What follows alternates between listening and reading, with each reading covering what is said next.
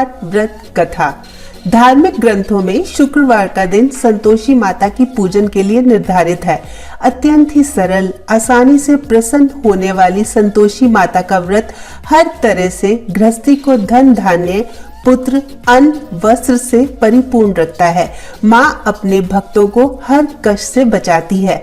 आइए सुनते हैं शुक्रवार व्रत कथा। पौराणिक कथा के अनुसार एक बुढ़िया के 7 बेटे थे। 6 बेटे कमाते थे और 7वां बेटा नहीं कमाता था। बूढ़ी माँ कमाने वाले बेटे के लिए भोजन बनाकर उन्हें खिलाती और बची हुई जूठन 7वें बेटे को दे दिया करती थी। बेटे को यह बात पता नहीं थी। उसकी पत्नी ने जब उसे ये बात बताई तो उसे विश्वास नहीं हुआ।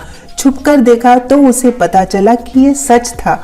उसे बड़ा दुख हुआ। एक दिन जब माँ ने खाने पे बुलाया तो उसने बोला कि मैं खाना नहीं खाऊंगा, परदेश जाकर कमाई करूंगा। माँ बोली, कल जाता है तो आज ही चला जा। ये सुनकर वो तुरंत घर से निकल गया। रास्ते में पत्नी से मिला। वो गोबर से कंडे बना रही थी। बोला, मैं परदेश जा रहा हूँ, कुछ समय बाद लौटूंगा। तुम अपना धर्म का पालन करते हुए ध्यान से रहना।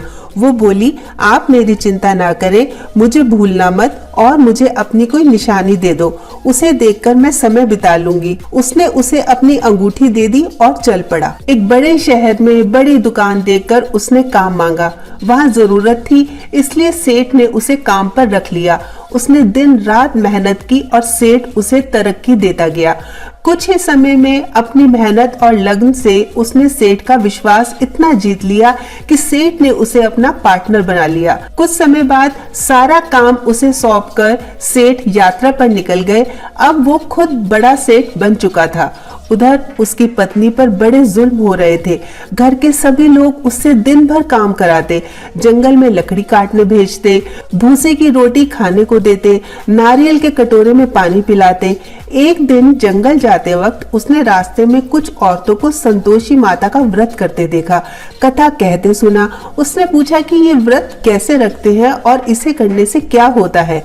उनमें से एक औरत ने बताया, यह संतोषी माता का व्रत है। इससे करने से दरिद्रता मिटती है, मन की चिंता दूर होती है, कुंवारों को मनपसंद जीवन साथी मिलता है, रोग दूर होते हैं, हर प्रकार का सुख प्राप्त होता है। इसे करने के लिए अपनी सुविधा और शक्ति के अनुसार गुड़ चना खरीद लेना, हर शुक्रवार व्रत करना और कथा कहना या सुनना। जब तक कार्य सिद्ध नहीं हो जाता, बिना क्रम तोड़े व्रत करना। कथा सुनने वाला कोई ना मिले तो दीपक को सामने रखकर कथा कहना। कार्य सिद्ध होने पर उद्यापन करना। 8 लड़कों को भोजन कराना।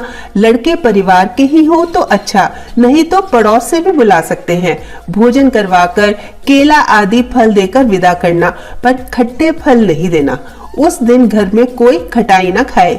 सारे विधि जानकर उसने गुड़ चना खरीद लिया। रास्ते में संतोषी माता के मंदिर में भोग लगाकर याचना करने लगी, माँ, मुझे व्रत के नियम कायदे तो पता नहीं, मैं शुक्रवार का व्रत निष्ठा से करूंगी, मेरा दुख दूर करना। एक शुक्रवार बीता।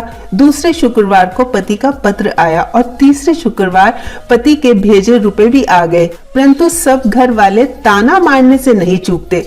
दुखी होकर माता के मंदिर में प्रार्थना करने लगी, माँ, मुझे पैसा नहीं चाहिए, मुझे अपने स्वामी के दर्शन करने हैं। माँ ने उसे आशीर्वाद देकर कहा, तेरा पति जल्दी आएगा। यह सुनकर वो बहुत खुश हुई। उधर प्रदेश में उसके पति के पास बिल्कुल समय नहीं था, दिन भर व्यस्त रहता था। माँ संतोषी ने उसको सपने में आकर बताया, उसकी पत्नी बहुत दुखी है, उसे उसके पास जाना चाहिए। उसे पत्नी की चिंता होने लगी। दुकान बेचकर पत्नी के लिए कपड़े, गहने और ढेर सारा पैसा लेकर रवाना हो गया। बहू जंगल से लकड़ी काटकर लौट रही थी, तब उसने धूल का गुबार उड़ते देखा।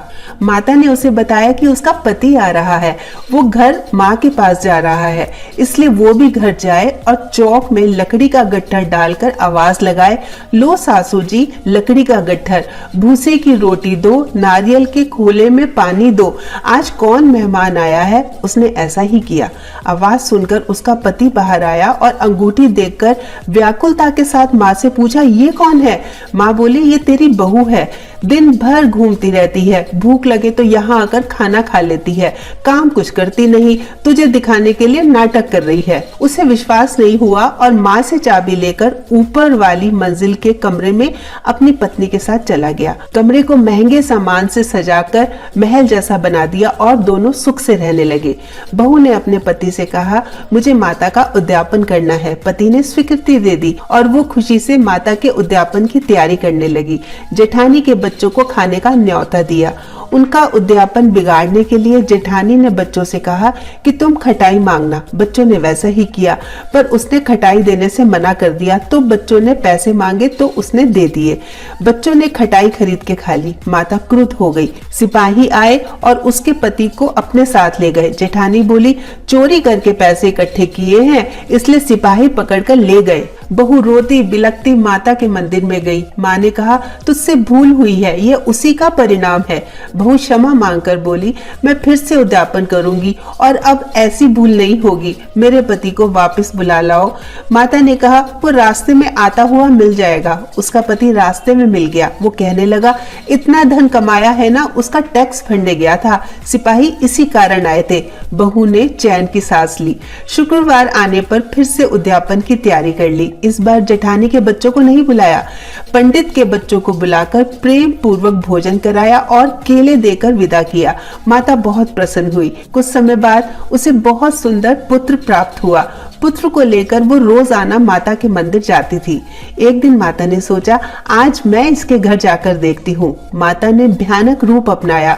गुड़ और चने से सना मुंह, सूंड जैसे होठ जिन पर मक्खियां भिन भिना रही थी। दहलीज पर पांव रखते ही उसकी सास चिल्लाने लगी, अरे देखो कोई चुड़ैल आ गई, इसे भगाओ नहीं तो किसी को खा जाएगी। घर के सब लोग डर गए और चिल्लाने लगे। घर के खिड़की दरवाजे बंद कर दिए गए। छोटी बहू देखते ही पहचान गई और प्रसन्न होकर बोली, आज मेरी माताजी मेरे घर आई हैं। सास से बोली, माँ जी डरो मत, ये वही संतोषी माता जी हैं, मैं जिनकी पूजा करती हूँ, जिनका व्रत रखती हूँ। यह कहकर उसने घर के सब खिड़की दरवाजे खोल दिए और सभी लोग माँ के चरणों में गिर गए। कहने लगे, माँ हम अज्ञानी हैं, आपका व्रत भंग कर कर हमने जो अपराध किया है उसके लिए हमें क्षमा करें। माँ ने सभी को क्षमा करके कुशल मंगल का आशीर्वाद दिया और प्रेम पूर्वक रहने की सीख दी। सब आनंद से रहने लगे।